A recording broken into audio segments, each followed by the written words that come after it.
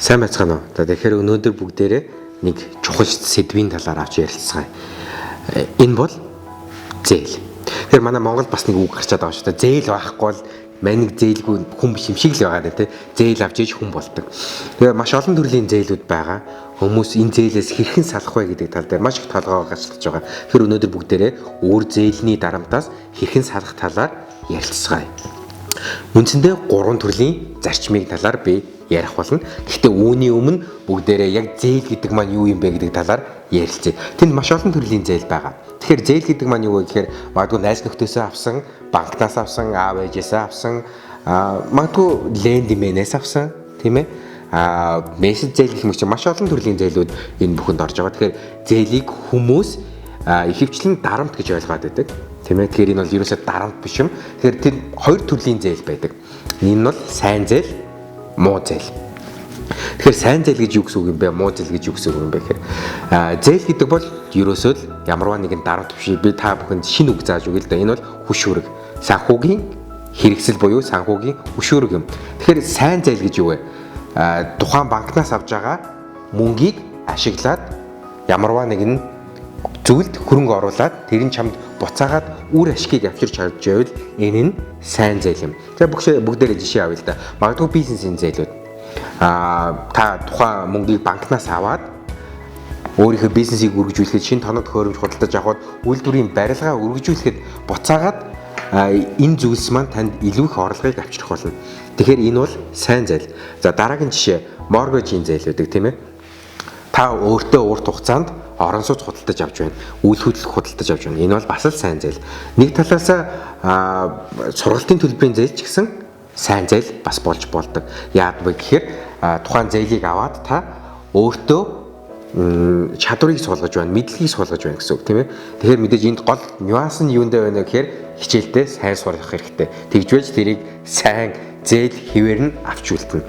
За муу зээл гэж юу вэ? За муу зээл гэдэг маань ерөөсөө та өөртөө ашиглаж байгаа ямар ч танд буцаагаад үр ашгийг авчрахгүй, буцаагаад орлого нэмэхгүй тийм зээлийг бол муу зээл гэж нэрлэж байгаа. Энд хамгийн түрүүнд кредит картны зээлүүд, хэрэглээний зээлүүд жишээ нь ордог.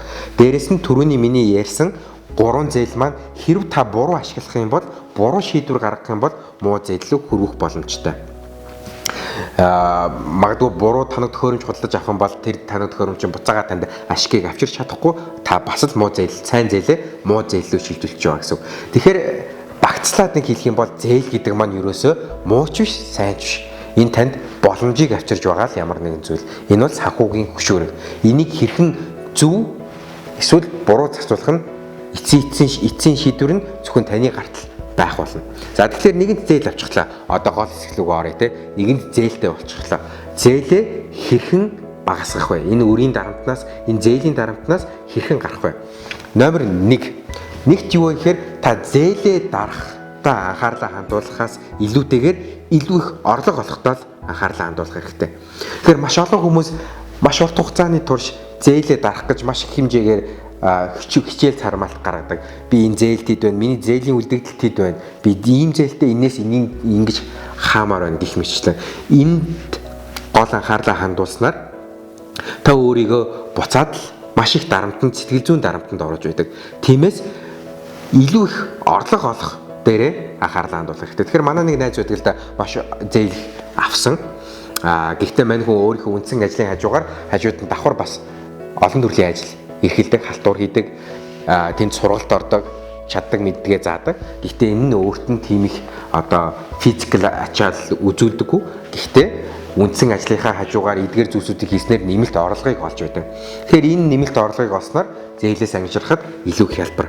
Илүү их орлого олоход анхаарлаа хандуулах хэрэгтэй. За хоёрт нь юу вэ гэхээр хоёрт нь өөртөө хөрөнгө оруулалт хийхэд анхаарлаа хандуулах хэрэгтэй. Яагаад тэгж байна вэ гэхээр энэ бол нэгдүгээр миний зөвлөгөөтэй бас уялдаж холбогдож байгаа.